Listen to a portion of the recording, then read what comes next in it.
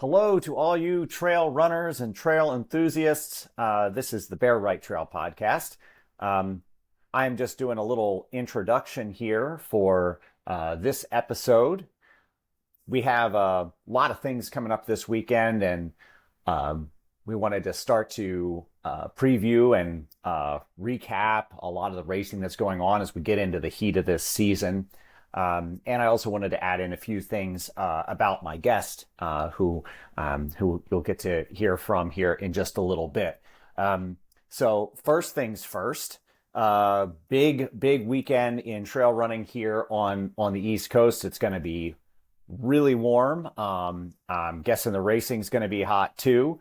We have three exciting events that are going to be going off. The Gunpowder Keg 50K down in Maryland.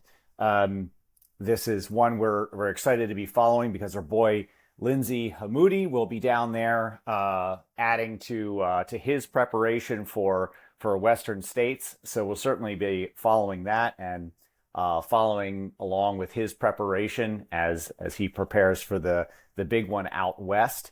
So keep an eye on Gunpowder Keg 50, and good luck to everybody who's going to be down there racing.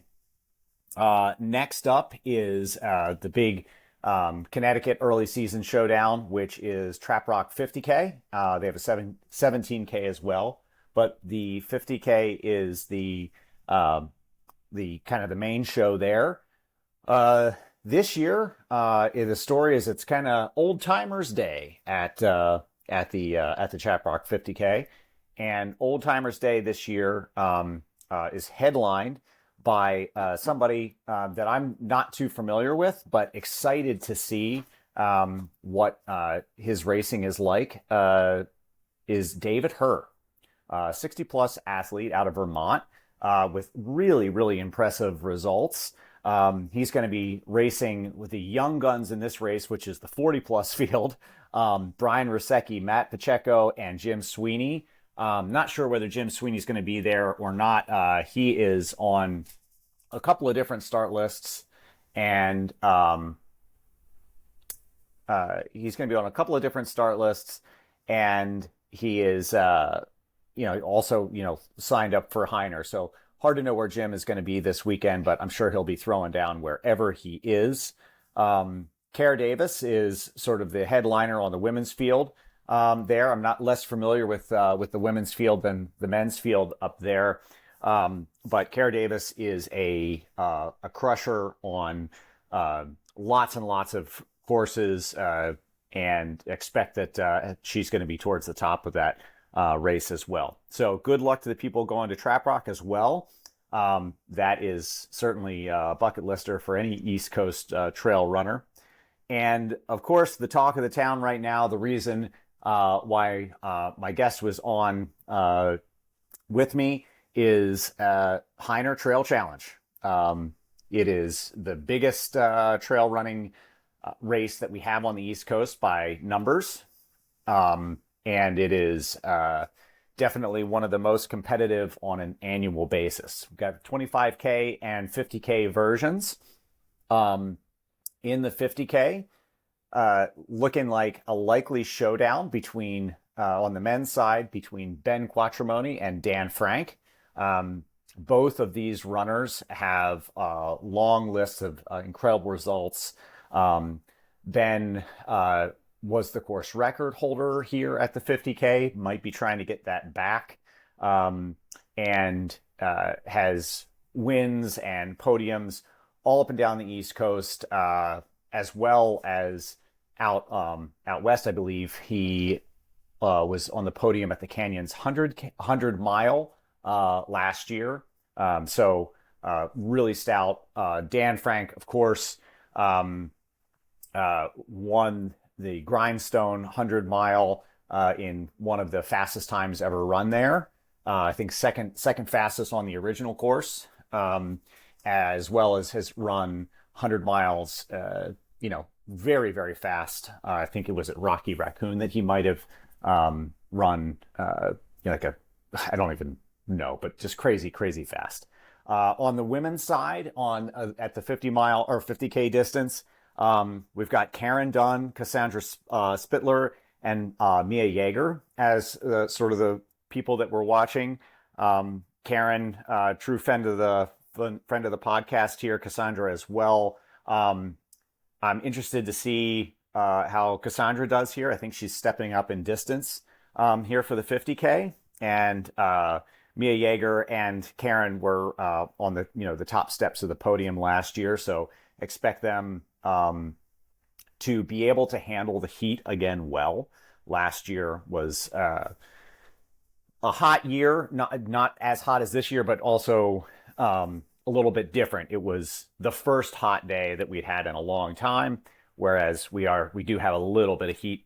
We have heat leading into it this year, so people should be a little bit more ready for it than they were last year. I think it caught a lot of people off guard. The men's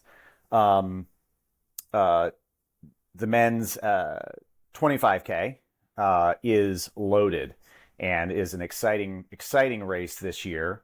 The people that I am watching at the very top would be Andrew Hutchinson, last year's champion, who also had a great year.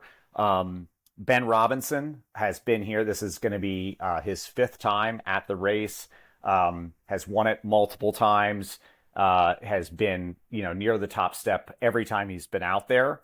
And you'll get to hear a little bit more from him. But then, of course, Reagan McCoy also has been towards the top in the 25K and 50K distances here out of Lock Haven, Pennsylvania. Just awesome dude and really, really strong. Ian Schultes, also New York-based runner who is really strong on these trails and a great guy. Excited to have him on.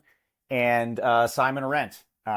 I'll be interested to see how he goes out there as well. Haven't talked to him for a little bit of time now, but he's also certain to be strong. Let's see, on the women's side of it here at Hyner, gotta pull this up. Looks like I lost my notes on them. At the 25K distance, so whoopsie daisy. Sometimes we make mistakes here while we're recording. Yeah. So once again, this is a start list that I'm a little bit less familiar with. I do see Tiffany Hodem here, somebody who we see around quite a bit, and excited to see her race. Not really able to preview this field as much as I'd like, but as we know, Hyner always draws fit and interested people, and so we'll expect to see a big showdown there. But we do have really wonderful fields here. It looks like on the men's side, few different showdowns to be watching, and the racing will certainly be intense out there. So, getting to my guest, Ben Robinson. Ben Robinson, as you will hear, has had an incredible career in running. He's a good 10 years younger than I am, but has had a huge amount of experience. Our conversation is going to range through a lot of things that I didn't expect. It was a really, really fun one. You can follow Ben on Strava.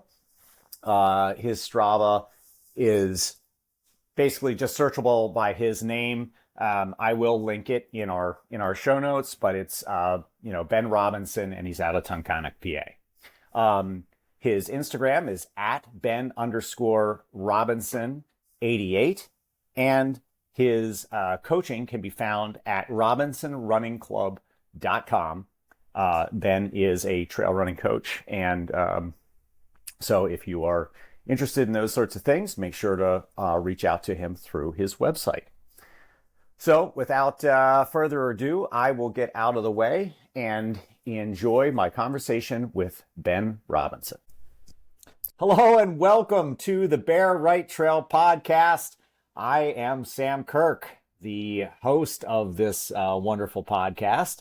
And We are heating up here on the East Coast, heating up for trail racing, just heating up in general.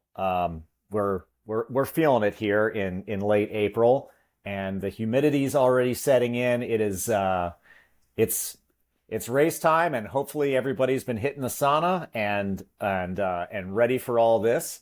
Here tonight is none other than Ben Robinson. Ben is a trail runner in northern Pennsylvania. He's had a pretty long and eventful career in trail running, including a pro sponsorship with Hoka for several years. Is now coaching. Is also has race directed, has dabbled in a lot of different parts of trail running, and both supporting athletes in their endeavors and his own racing around the world. Just lots of exciting things to talk about tonight. But welcome to the podcast, Ben.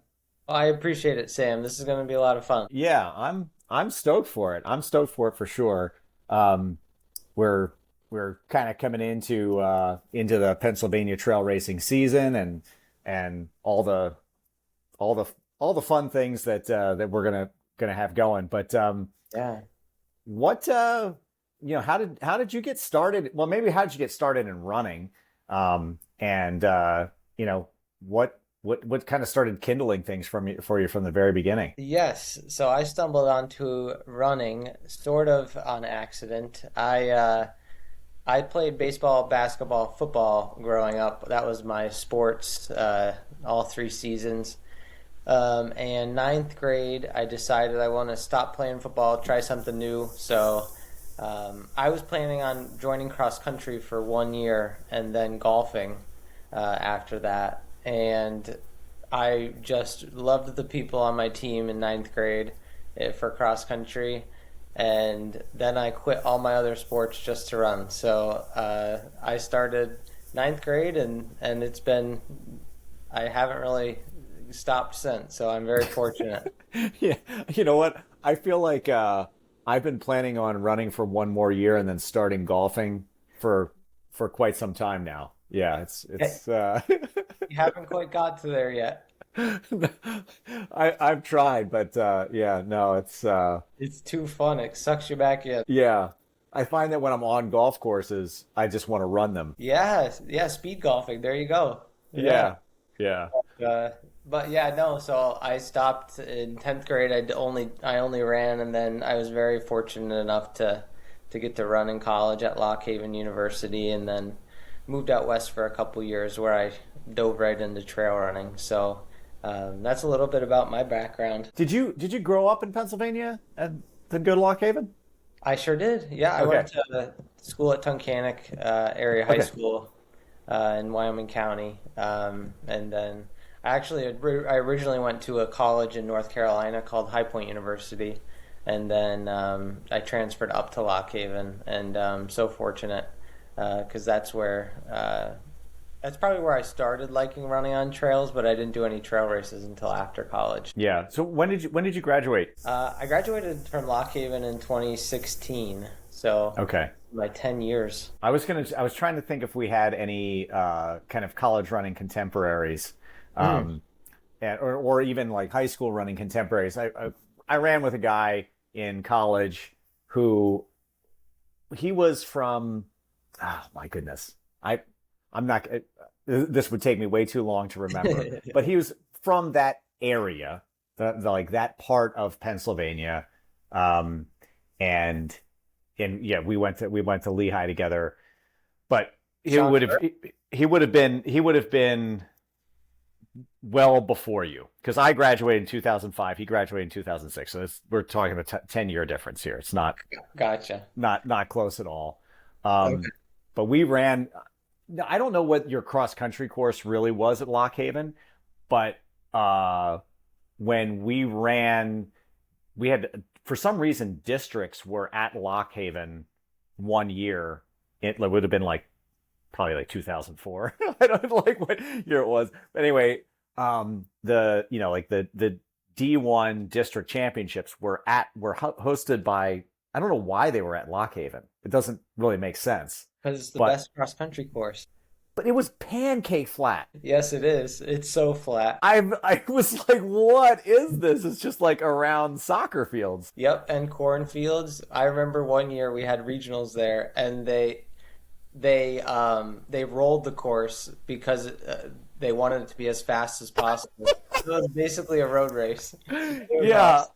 dude, my 10K PR like overall is on that course. Oh yeah, I believe it. Yeah, It's ridiculous. yeah. It's so fun. Yeah, I like my trail, my cross country and road races as flat as could be, and I like my trail races as hilly as they can be. Yeah. I love Uh, that course. That's great. Yeah, I only ever ran it once. Only ever ran it once. That's Uh, cool. Well, good memory. yeah, yeah. Well, so you said you went out west after graduating.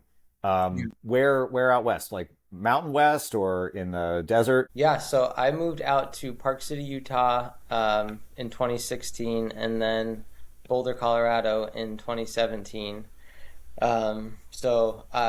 Park City was really where I got into trail running because I was living, this awesome family was gracious enough to let me live in their basement. And so I lived in their basement and just ran and worked out the Nike outlet in town. And so I just I didn't want to run trails, but the guy that I was living with, he was like, "I'm going to meet with my friend. We're going to run up this mountain at 5 a.m." And I'm like, "I don't know if I want to join," but he drugged me out, and I still have a scar on my arm from my first trail run because he decided to challenge me to a sprint down the mountain, and I fell and ate it pretty good. But Oh man. so yeah, that's right. I moved out there. I tried to start two businesses in both of those areas, and they both didn't work out. But very awesome experiences. I loved both areas. Then you were trying to start businesses very early out of college. You've got like a entrepreneurial spirit then, I guess, huh? In a way, yeah. I have started about six businesses in the last 10 years, and three of them didn't work. So, my first three. So, Yeah. I love just built like starting and building stuff. That's like some of my favorite stuff to do. Would you care to share what the different businesses that you started were? Sure, yeah. Yeah. So, off the top of my head that I can think, first one was called Mountain Track Club. I actually ran across the state of Pennsylvania right after I graduated Lock Haven, like the week after, to raise money for a for this mountain track club. It was a nonprofit. It was supposed to be like a Zap Fitness or a NAS Elite, where we trained post collegiate athletes for like marathon cycles. And so that was supposed to be in Park City. That didn't work out. Um, Weird, crazy side story. Hayden Hawks was actually going to be on our team. Uh, Okay. so he was going to be on our road running team, but then he ran the Speed Goat 50K that summer, and then got a Hoka sponsorship for trail. So it's just so random, and he's one of my good friends now through that Okay. random expedition. The second one was called the No Sweat Box. I was starting that with my friend Sam from Minnesota. We went to Colorado to start that, but what that was, it was a subscription service for people that wanted like a subscription box for their race week. So they would send us their annual race schedule. We would send them a subscription box of everything that they needed race week, like gels, pasta. Um, we had a whole box full of stuff, but it was just like, good luck. Here's all this stuff that you don't even have to think about to get. It's just shows up on your Yeah. front door. And then the third that didn't work was actually I was starting it in 2019. 2020 was the first year for I had a race management company that was gonna start up a race series in Northeast Pennsylvania, and then no races happened in 2020, and so I pivoted careers, and thankfully I'm so lucky that I get to do what I do now. So, um, but in the interim, I started a couple other businesses like the Miller Mountain Trail Race in town, Mm-hmm. Yeah, and familiar with that so one. Yeah. yeah, so a lot of running based businesses. So it's been a good journey. Yeah. Well, you're certainly in good company here. I've started businesses as well. Um, Had some successes and some failures. And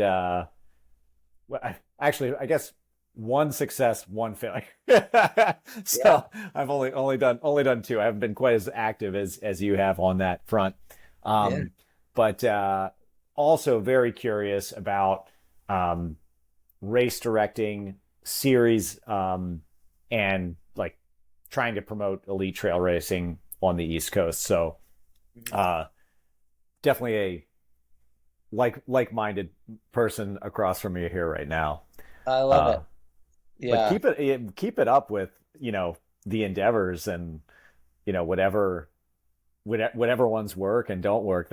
I'm just I'm thrilled to hear that. Yeah, I just like I think taking calculated risks and it like I think it's so important because yeah, they might not work out, but you learn so much from them and I always am not afraid to tell people about the failed businesses that I had because like I just mentioned, I met a good friend through starting that first business, Hayden, who actually ended up getting me the Hoka contact for getting the sponsorship with Hoka.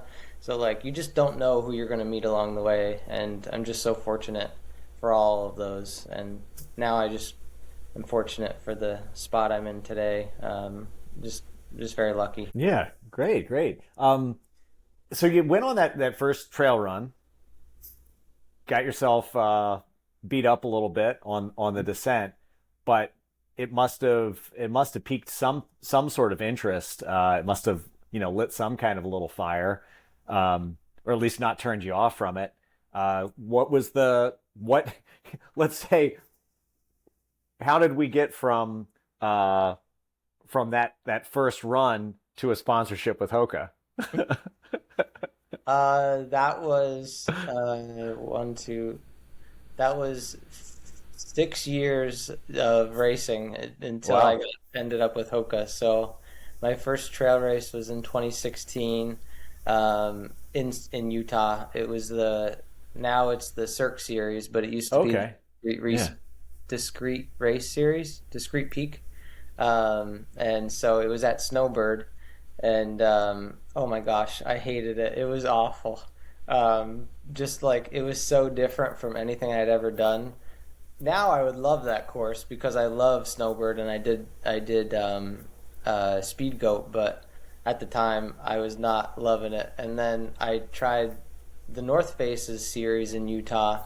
The North Face used to have a big racing series, and so I did the Utah version or the Utah event and absolutely loved it. It was amazing. And then um, really the next thing I did after that was the USATF Trail Half Championships, where I ended up meeting my future roommate Andy Wacker, and like I just had loved it ever since. I really thought I was gonna do road racing. Not that I thought I was not that I thought I was good or still think with trail running. I'm just very lucky. But uh, after I did those couple trail races, I was hooked.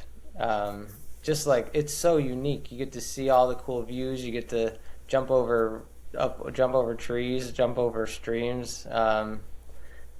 The trails in Utah were special, and they really lit a fire under me to switch. Yeah, yeah. I've not run out there, but I feel like I see photography from Utah quite a bit. With there's a lot of people around Salt Lake and stuff like so. You see you just see these incredible shots. And you're like, you know, we're used to the PA interiors. It's a Yeah, little different. yeah. Um, so. you know, I mean, Andy Wacker is another, very well known entity or name in trail running. You got your connection with Hayden, who's kind of gone the longer distance stuff. Andy, who's known as a short trail mountain specialist. Um, where do you find your like greatest passion in trail racing? Is it in the longer, format kind of races, or do you really like the punchier, shorter 2 hour type stuff? Yeah, that's a great question. So I came into the sport and I loved like the 25K distance is so much fun. Like that distance, 2 hours is like such a fun distance because it's all out basically. And then I feel like the Hoka era, I was really trying to focus on longer stuff, and I really don't know if I enjoyed it as much. And even just saying that, I really don't think that I did. Um, I've run more than 50K a couple times. The only one that really went well was CCC 100K, but the other ones that I did, it was just like a death march. It was really rough. So I think my favorite is right in the middle. The sweet spot is the 50K for me right now. It's short enough that you could run it really hard, and don't have to like. There's a lot of strategy in a 50K, which is something I really enjoy. And then the 25K is still so fun because it's like all out. So 50K is probably my favorite because of the strategy aspect. Yeah. Oh, that's cool. Yeah. Um, do you have favorite 50Ks that you have run, raced, favorite courses? That's a good question. In the 50K distance, maybe I think the thing that is continuing to come to my mind is Chuckanut because I had to do it 4 times until I finished it. Um, Oh, really? so that was such a long, arduous finish because the first year I went out and had the stomach bug the night before, so I Oh it man. was awful. And the second time was COVID, so it was 2020 in March. The third time I had an IT band injury the week of the race, and then finally the fourth time I got to finish it 2 years ago. So I had my redemption there, finally. So that one sticks out because of that long 4 year endeavor. Plus the course is so fun because it's a 10K out on the rail trail, 10K back, and then this middle section is 18 miles with like 5,000 feet. So it's just like it's such a cool like unique layout of a course. Yeah. That's a lot packed into 18 miles. Yeah. Yeah, and super smooth. So it's like if you run some of the downhills too hard, they're busted for that last 10K. So it's hard to get right, but it's so fun. Um, but favorite course, the other one that comes to mind, is the Canadian skyrunning race, that I did 2 years ago, up in Alberta. That was the coolest race I've ever done. Like, it's just like so exposed the whole time. You're on these narrow ridges. You have to climb a bunch, and it's just like so open, like the whole course. So that was my favorite course ever. I'll have to check that one out for sure. Yep. You know what, honestly, I got even a little wonky. I see you're drinking from your Broken Arrow cup there.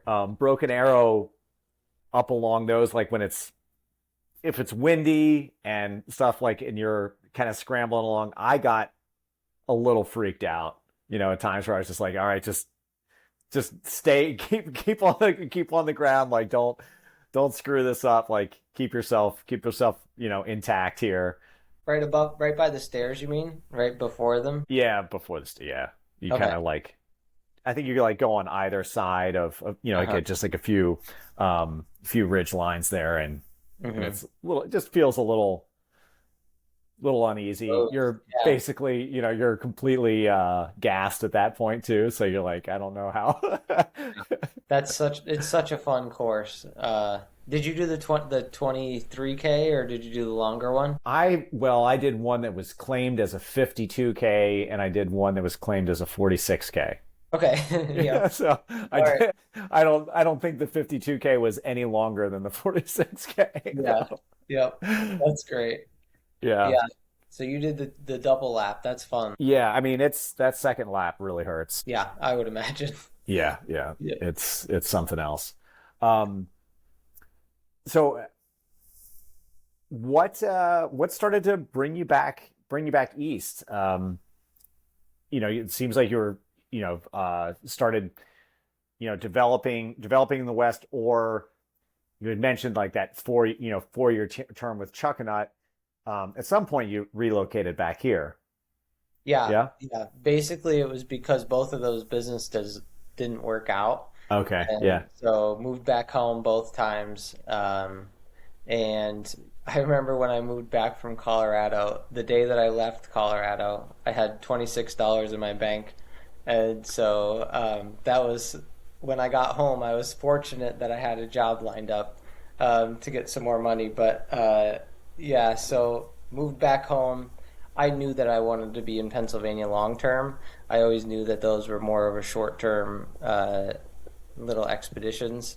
And so all my family's here. My wife and I are both from here. We love Tunkhannock.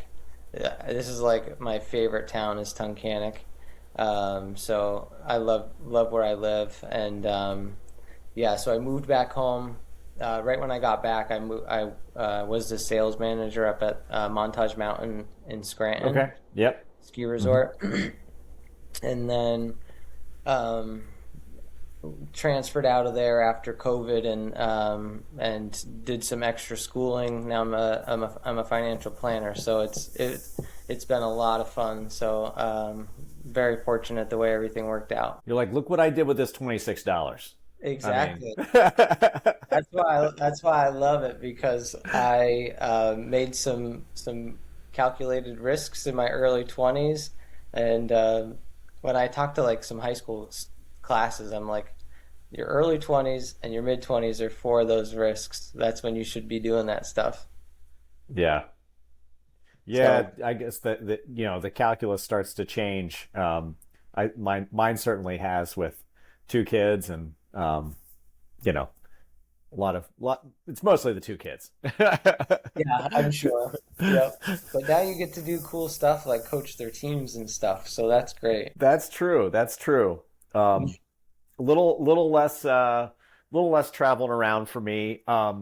This I had a question for you that had come up, and I forgot to ask it at the right time. But um, you have traveled a lot for races, right? Like as you said, one of your best races, yeah, at the 100K distance was CCC. Talking about racing in Alberta, out to Chuckanut 4 times, and I know you're continuing to travel. Did you do uh the well, what's the it's I'm drawing a blank on it. Is it Where, Mount Marathon? yes, Did you do Mount Alaska. Marathon? So you went to Alaska, like you've like racing all over. And when you had mentioned like, kind of the difficulties going out to Chuckanut, I was thinking to myself, I was like, how have you developed your plan for traveling with racing over time? Because that's one thing that I found really, really difficult is traveling somewhere and having a good race. Mhm, Like we both went to Black Canyon the same year. mhm. I had we both had a rough day, but I had a rough day in part because uh, I think one of the biggest reasons was I hit the line absolutely exhausted. Oh, I was completely exhausted at the start of that race because yeah. I hadn't slept. I was dehydrated from the plane. Like it was the first time I'd ever tried to travel for a race, and I was like, Mhm. I completely got it wrong. Yeah. What, like, have you started to figure that out? And, like, are there ways in traveling for a race that you've learned over like this long period of time? Yeah, thankfully we did it in college. So we would travel for like nationals in college and some bigger races. So we would go out like pretty early, not like a week early, but we would go out early enough where we were able to acclimate. So I after college was always like, well, if I'm going to go to a race, I know that I can't go there the day before because I know I'm going to feel like this. So I normally go out 2 days before, unless I can really, um, like for when I go to Europe, I try to go out a week before just because of the huge time difference or the Yeah. huge difference overall. But yeah, just from trial and error, really. Like when I did the USATF Trail Half the first time. That was in Bellingham, Washington, but that was when I was living in Utah. Um, I did a I did a 15-hour drive the day before and slept in the car the night before. So I felt completely terrible about that race. Oh, So I'm just like, I know that I can't do day before travel just because I know how I feel. But I think most people feel that way if they have a long travel the day before. So I try to give myself 2 days at least just to acclimate. yeah. If you're gonna invest in the travel, like the extra day, I think is Hmm. pretty important. I really wish I would have for Black Canyon, Did you go but out the day before? I so we got there. We were there the day before. We were there the day before, but it's Okay. just like it's still a lot, Yeah. Like you arrive. I think we arrived that morning, right? Yeah, we arrived Friday morning, and Yep. then you're racing Saturday morning. Yeah. So it's just one day. It's like, I mean, like I think I needed another day. I think I needed to go out Thursday. Yep. That makes sense. Yeah, I try Um, to if I race on Saturday, I try to leave Wednesday, Thursday at the latest. Um, but yeah, no, totally. I'm sure. I remember when you because you passed me at Black Canyon, I think. well, I mean, I didn't go out hard. I mean, Yeah. at least I thought. I mean, I went. I went out probably close to course record pace or Yeah. whatever at the time. But I think I forget what I hit. Um, uh, Bumblebee at, Yeah. but it was probably what did people use? What it was like 2 hours or something? Or two Is ten? mine 20 or 22? So yeah, No, no, it wasn't that fast. It wouldn't be that fast. It would maybe it 220 was maybe 230. it was probably around 7 minute pace. Yeah. Yeah, yeah, something like that. Yep. But it was, I mean, I was well off of other people, and uh, yeah. Anyway, it was just, yeah. I know you had a rough day there too, Mhm. um, but it was, uh, I needed that qualifier, so I was finishing Ah, no matter what for yep. Western States. Yes, gotta get the Uh, ticket. yeah. That's great. So, you know, uh, we've got Hyner coming up here pretty soon. Mm, I know that you have some history with the race, mm. um, and certainly with the area, with being a northern Pennsylvania race. Um, Tell us about first time at Hyner, like whether it was, I don't know, whether it was Hyner half, whether it was Hyner Trail Challenge, what it was, but tell us about that. Sure. Yeah, the first time I visited Hyner was in 2013 when I was at Lock Haven. But the first time that I raced was 2017. It was the year that Zach Miller won. That Zach Miller came out. Matt Lipsy was second, and I ended up fourth. I can't remember who was third that year. Oh, that stinks. But and then the next year, 2018, I raced, and Matt Lipsy won. I was second, and then this will be my fifth time. So the last two times, I was fortunate enough to win. But Yeah, always do the 25K is my favorite race. I just love that course compared 25K to 50K. I just love the mile per mile on the 25. It's just such a pretty course, and there's a lot packed into the 16 miles. Yeah. See, I'm trying to look up here for you what that Yeah. race was. So that would have been 2018. Ah, yeah, yeah, okay. That was, Yep. and it was Eric Marshall. Yes, that's right. Yeah, Eric from State Marshall. College area. Yeah. Yep. So Um, yeah, and a beautiful shot of you here. Um, graces the Hyner Ultra sign up page, by the way. So don't know if you're aware of that. I did. Uh, That was very that was unexpected. yeah, right there at the view. Yeah, beautiful. Um, That's great. but But yeah, so always the 25K. What is it about the course, the competition, the vibe? What is it that brings you back there? yeah, I even on some of my race Strava posts you can look.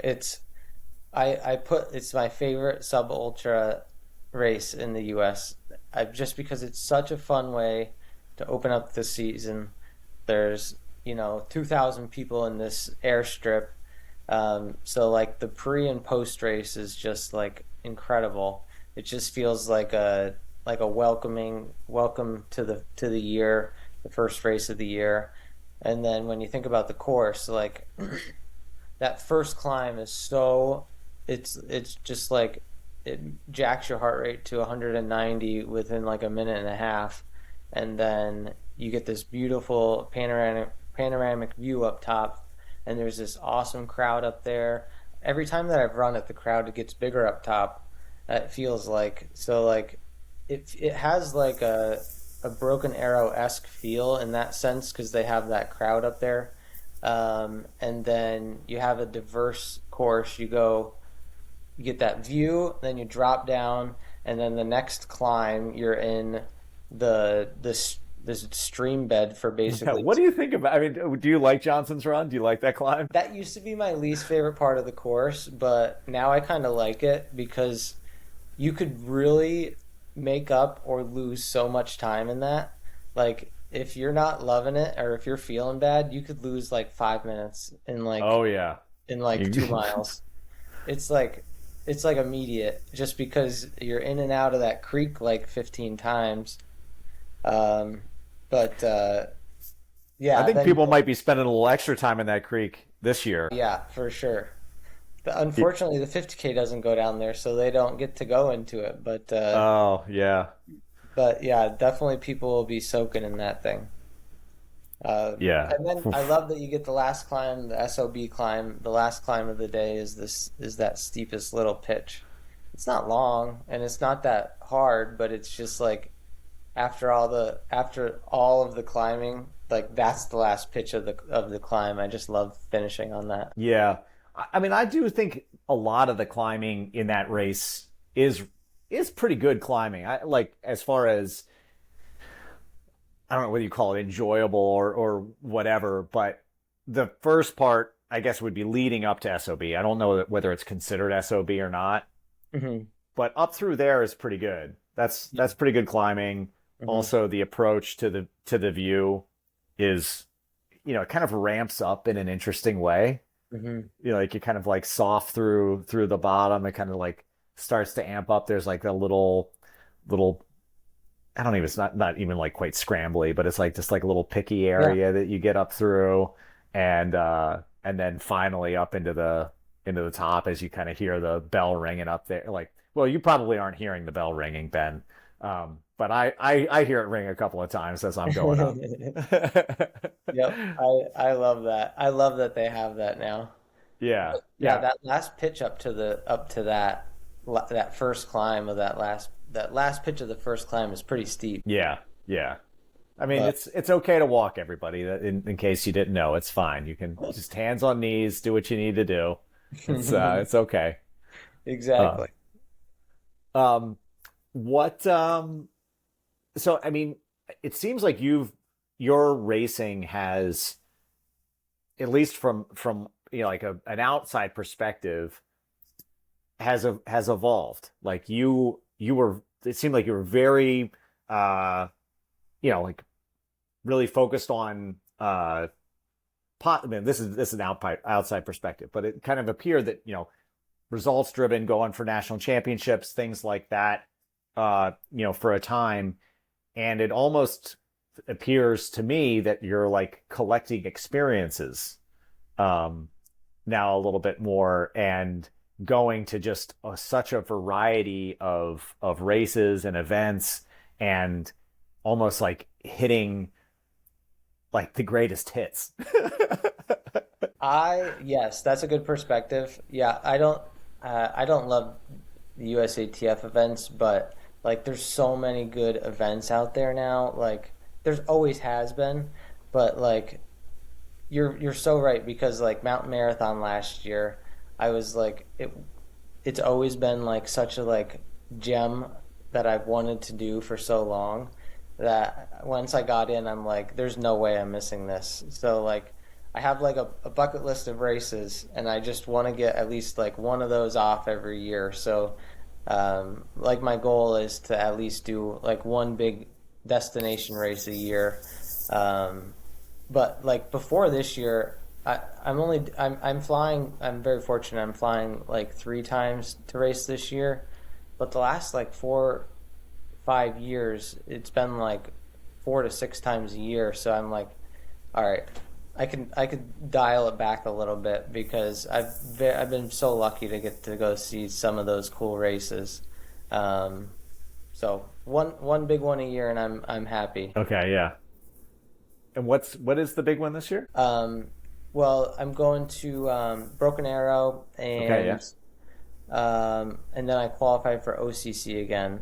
So OCC is the big one. Okay, yeah. That Yeah, should be intense. That'll be so that's yeah, that's your 50K this year. yeah, All yep. right. Cool. Yes, my only goal is to beat my 24-year-old self. Because I did it in 2018, so I have now that I'm 32, I have to beat my old time. Well, it's not really the same course anymore, but I have to beat my experience from that year. Okay, yeah. I'm not trying to do that stuff anymore. I'm on the I'm a little bit on the descending curve on once you hit your 40s that it definitely things change. So I think you're going to have a good race at Hyner this year. It looks like I don't know if have you looked at the 25K start list? I know a couple of the guys that are in it. I'm really really excited. So I know Reagan and Andrew are in it. Hmm. So that's what I'm really looking forward to going up against. So Yeah. yeah, so I looked at it a little bit. Yeah. Yeah. Well, I absolutely those are the names that popped out to me as well. Andrew, Andrew especially, just kind of given how comfortable he looked out there last year and the season he had afterwards.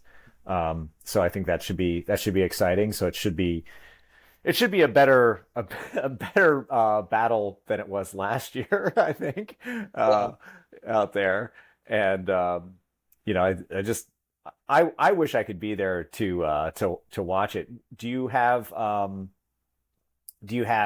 any sort of goals for it as far as like how you want to compete on the day, or just kind of feeling it out? Yeah, so my prediction is that the winner will be decided on the bridge once you get off the trail. So I think that the winner will be decided in the last half mile, which I which is exciting. Obviously, that's just a reckless That is pretty prediction, darn but exciting. um, Um, I think so. Oddly enough, this Ben, year we're I looking think like we're a my little strengths and frozen here. weaknesses are a little bit different, and so this year I went through an injury this winter, so my strengths and weaknesses are a little bit flip-flopped going into this season. Okay, yeah. So my strategy has to be a lot different going into this year, and so I don't have like a mile per mile what I want to do, but I have a strategy that will be different from previous years. I have to keep some of my cards to the chest, but I will say because of that injury, my strengths and weaknesses are different from what they used to be. Okay, well, I won't follow up. Your picture and audio froze on me for like a little bit, Okay. and I was going to ask what those new strengths and weaknesses were, but we don't have to. We don't. Yes. Yeah, that's fine. That's fine. Everybody should hold a few cards um, in on race day because that's important so that we have something to guess about when we do our PA fantasy free trail. Um, I think I just got you back. yeah, we've been freezing up here a little Oh, bit, perfect. All right. which is probably just at 9 p.m. all of your stuff starts to shut down. I understand that's what that happens with those of us that like to go to bed early. But and because we are kind of time limited here, guess we should probably wrap up. But um, you know, very excited for Hyner coming up here. Excited to follow along the race as best as we can, and for all the people that are going to be up there this year. Excited to follow the rest of your season. Also excited to follow some of your athletes. I'm not going to point anybody out specifically, but we have some friends of the pod who are coached by Ben, so we'll be excited to see how they do as well, and we'll be linking to Ben's social if you want to follow Ben here going forward, and just thanks so much to him. I believe, unfortunately, things have uh, our audio and things have gone out at this point in time, unfortunately. But what a great chat to have with Ben leading in here to Hyner. We've got lots of great racing coming up this weekend, not just at Hyner in the 50K and 25K, but all across the Northeast. Welcome back, Ben. Hello. Welcome back. Yeah. So I was just letting people know that I would share in the notes where they can find you on social media, and if they want to follow you in your season, as well as just saying what of a exciting weekend this is going to be. Yes, no, it's going to be so much fun. I love opening up my year with this and getting to see all my friends. And yeah, no, I'm very fortunate. I appreciate you asking me to join you today. Yeah, dude. I felt like this was like a little bit of a long time coming, and it just yeah, I was really grateful to have you on, man, and looking forward to seeing how things go this weekend. I'll be hoping for good things, hoping everybody keeps the rubber side down and has a good day out there. Make sure you hydrate. Yes, yes, definitely hydrate. And I know you guys do JFK coverage. My oddball race for the year, I did sign up for JFK, so I'll see you down there. All right. Yeah, absolutely. Have you done JFK? Part of it, so that's why I have to go back and finish it. Yeah. Well, they announced that it is going to be the same course again this year. There was like a little bit of stuff up in the air about whether it was going to be the same course. So, Really? you yeah, just I guess with finances and permits and Huh. things along those lines, it was there was something was up in the air Hmm. a little bit. But Well, for now it's the same, and yeah, it's a riot. It's a riot down there. It's good. yeah, yeah, it has such a cool history, and it always draws some good people. So I'm excited to be in the mix. Yeah. Yeah. Well, if you like what you explained about Chuckanut has a little bit of the same vibe where you don't get 5,000 feet of climbing in the entire race, but you get your 3,000 feet of climbing over 14 miles, and then you just got to sprint to the finish for the next 35. Yes, Yeah. exactly. I'll have to get some Yeah. training tips from you for that. Oh, I can only get you to 5:55. That's great. I'd be all right with that. That's awesome. Yeah. Well, Ben, thanks for coming on. We should wrap up, let you get to bed, let you rest up here for the big race this weekend. Yeah. And yeah. Well, I appreciate that. Yeah, you keep doing good things, and hopefully we'll see you out there this year. All right, likewise. And thank you for everybody who's been on here. Uh, happy trails.